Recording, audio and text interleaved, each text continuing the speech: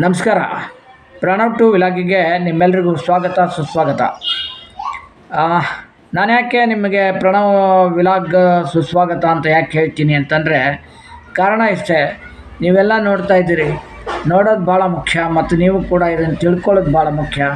ನಿಮ್ಮ ಸುತ್ತಮುತ್ತಲು ಇಂಥ ಮಕ್ಕಳು ಇರ್ತಾರೆ, ಇಂಥ ಹುಡುಗರು ಇರ್ತಾರೆ, ದೊಡ್ಡವರು ಕೂಡ ಇರ್ತಾರೆ. ಸೊ ನಾವು ಬೆಳೆಯುವ ಸಿರಿಯನ್ನು ಮೊಳಕೆಯಲ್ಲೇ ನೋಡು ಅಂತ ಹೇಳ್ತಾರೆ. ಚಿಕ್ಕದಾಗಿದ್ದಾಗ ಅದನ್ನು ಹೇಗಾದರೂ ಅದನ್ನು ಬೇರೆ ರೀತಿಯಿಂದ ಮೋಲ್ಡ್ ಮಾಡ್ಬೋದು, ಆಮೇಲೆ ಬದಲಾವಣೆ ಮಾಡ್ಬೋದು.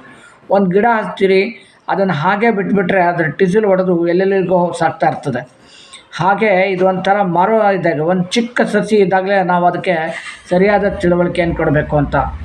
ನನ್ನ ಮಟ್ಟಿಗೆ ಇದನ್ನು ನಾನು ಯಾಕೆ ಈ ಕಾರ್ಯಕ್ರಮವನ್ನು ಸ್ಟಾರ್ಟ್ ಮಾಡಿದೆ ಅಂತಂದರೆ, ನನ್ನ ಮಗನಿಂದ ನಾನು ಹುಡುಕ್ತಾ ಹೋದಾಗ ನನಗೆ ತುಂಬ ಅಗಾಧವಾದ ಮತ್ತು ಅಪಾರವಾದಂಥ ಜಗತ್ತೇ ಇದ್ರ ಬಗ್ಗೆ ತೆರೆದುಕೋತಾ ಹೋಯ್ತು.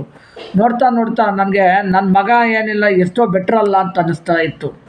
ಯಾಕೆ ನಾ ಈ ಮಾತು ಹೇಳ್ತಾ ಇದ್ದೀನಿ ಅಂದರೆ, ತುಂಬ ಸಂಕಟ ಪಡ್ತಾ ಇದ್ದಾರೆ, ತುಂಬ ಕಷ್ಟಪಡ್ತಾ ಇದ್ದಾರೆ ಪಾಲಕರು, ಅವರ ಪೇರೆಂಟ್ಸು, ಅವರ ಕುಟುಂಬದವರು. ತುಂಬಾ ಏನಿಲ್ಲ ಇದು ಆಗ್ತಾಯಿದೆ, ಪ್ರಾಬ್ಲಮ್ಗಳಾಗ್ತಾ ಇದ್ದಾವೆ. ಪಾಪ ಏನಿಲ್ಲ ಅದನ್ನೆಲ್ಲ ಹ್ಯಾಕ್ ಫೇಸ್ ಮಾಡಬೇಕು, ಏನು ಮಾಡಬೇಕು ಅಂತ.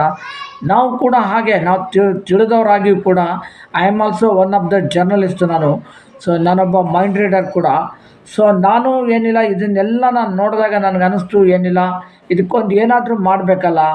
ನನ್ನ ಮೈಂಡ್ ರೀಡಿಂಗ್ ಮೂಲಕನೂ ನಾನು ಕೆಲವೊಂದನ್ನು ಮುಂದೆ ಟಿಪ್ಸ್ಗಳನ್ನು ಹೇಳ್ತಾ ಹೋಗ್ತೀನಿ, ಮತ್ತು ಅದಕ್ಕೆ ನಾನು ಏನು ಕಂಡ್ಕೊಂಡಿದ್ದೀನಿ ನನ್ನ ಮಗನ ಬದಲಾವಣೆ ಮಾಡಲಿಕ್ಕೆ ಅಂತ.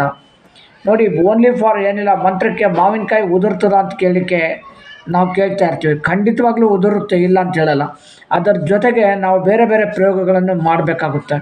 ಬರೀ ದೇವರನ್ನು ಒಂದೇ ನಂಬ್ಕೊಂಡು ಕೊಡೋದಲ್ಲ. ದೇವರು ಏನಿಲ್ಲ ನಮಗೆ ಬೇರೆ ಬೇರೆ ರೀತಿಯಲ್ಲ ಪ್ರೇರಣೆ ಮಾಡ್ತಾ ಇರ್ತಾನೆ, ಶಕ್ತಿಗಳನ್ನು ಕೊಡ್ತಾ ಇರ್ತಾನೆ, ವಿಚಾರಗಳನ್ನು ನಮ್ಮ ಎದುರಿಗೆ ತರ್ತಾ ಇರ್ತಾನೆ.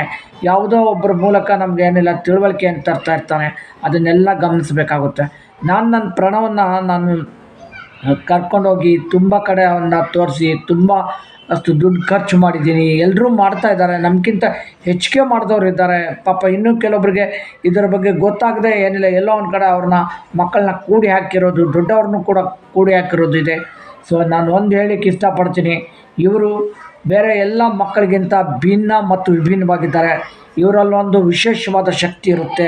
ಆ ಶಕ್ತಿಯನ್ನು ಬಳಸ್ಕೊಂಡು ಖಂಡಿತವಾಗ್ಲೂ ಹೇಳ್ತೀನಿ ನಿಮಗೆ, ಏನಿಲ್ಲ ಅವ್ರನ್ನ ತುಂಬ ದೊಡ್ಡ ದಾರಿಗೆ ತರ್ಬೋದು, ಅವರಿಂದ ದೊಡ್ಡ ಒಂದು ಬದುಕನ್ನು ಕಟ್ಬೋದು ಅಂತ ಅನ್ನೋದು ನನ್ನದೇ ಉದಾಹರಣೆ ಅಂತ ಹೇಳ್ತಾ ಇರೋದು.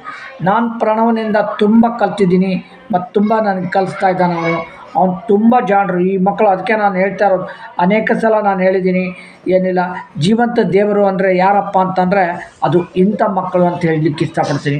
ಮತ್ತು ನಾನು ಇದು ಯಾಕೆ ವಿಶಿಷ್ಟವಾದ ಶಕ್ತಿ ಇವರಿಗೆಲ್ಲ ಇರ್ತದೆ.